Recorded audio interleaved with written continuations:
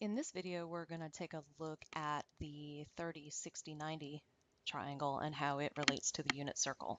So I've already separated my unit circle into 3 equal parts on the top and the bottom. You can see right here, my first of 3, second, third.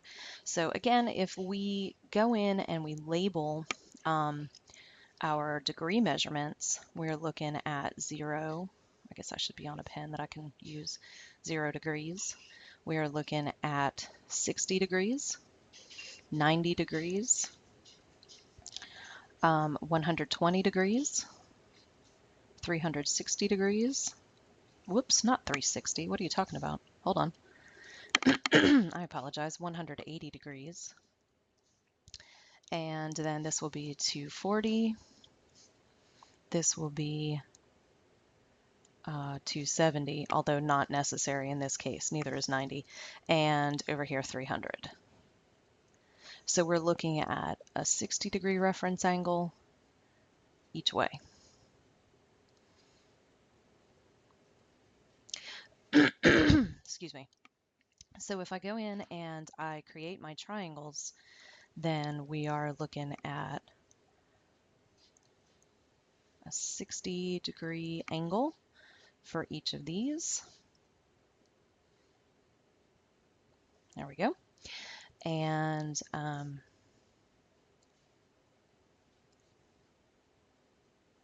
okay, so of course, if we're talking about this is a 60-degree angle right here, and my hypotenuse is 1, then I would know that this is a 30-degree angle here, and my side opposite the 30, the short leg, is half of the hypotenuse, and my side opposite 60 has a measurement of square root of 3 over 2. So the same thing would happen here. This would be 1/2. This would be square root of 3 over 2. Square root of 3 over 2. And square root of 3 over 2. Now because here we're in the first quadrant, we're going positive and positive to get to this point. Our numbers are positive. Here we're going negative then positive, so this is a negative 1/2. Here we're going positive, sorry, negative left and down, so that's a negative 3 over 2.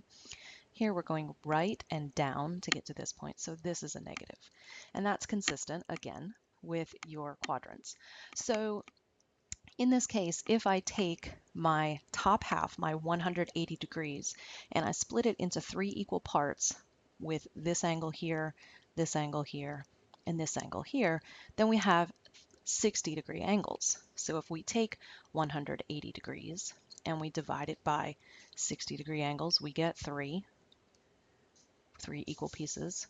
180 divided by 3, 60-degree angles.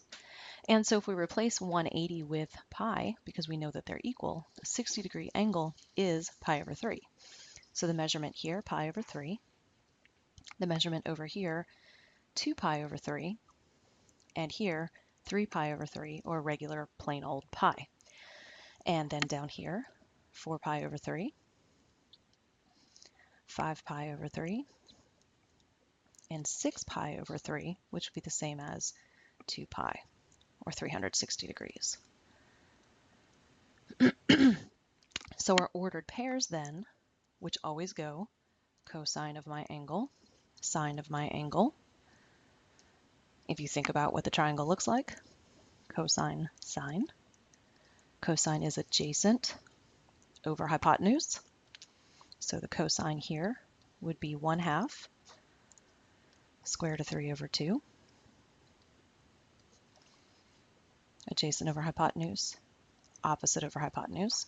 And so again, just like with a 45, 45, 90, this is going to be the same ordered pair for each of the pieces that have a denominator of 3, because they all have the reference angle of 60 degrees.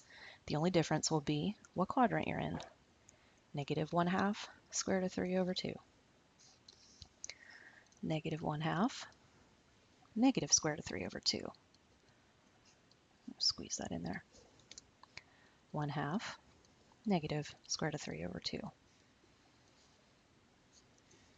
Now, if you realize with a 30, 60, 90 triangle, that when you switch from the 60-degree angle to the 30-degree angle, that the opposite and the adjacent sides change places, it makes sense then that when you're talking about a 30-degree angle, that the ordered pairs will also switch. So when I put my 30-degree angle in here,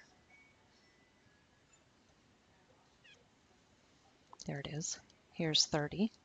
When I draw this triangle, 30 degrees, that ordered pair is going to change to square root of 3 over 2, 1/2, because the opposite and adjacent sides switch. So same thing over here and over here. So now I have a 30-degree reference angle, and when I take 180 degrees, I have to cut it into 6 pieces to get a 30-degree reference angle. So that makes sense then that this is pi over 6. This would be the same as 2 pi over 6, which reduces to pi over 3. This would be 3 pi over 6. This would be 4 pi over 6. This would be 5 pi over 6. And pi, of course, would be 6 pi over 6. 7 pi over 6. 8 pi over 6. 9 pi over 6. 10 pi over 6. 11 pi over 6. So anything with a denominator of 6 after you do all your reducing has this ordered pair, with the exception of negative signs depending on what quadrant you're in. So over here, I am positive, negative. Here, I am negative, negative. And up here, I am negative, positive. That looks like a big giant mess, but hopefully the explanation helped you a little bit. Next, we're going to talk about some inverse trig functions.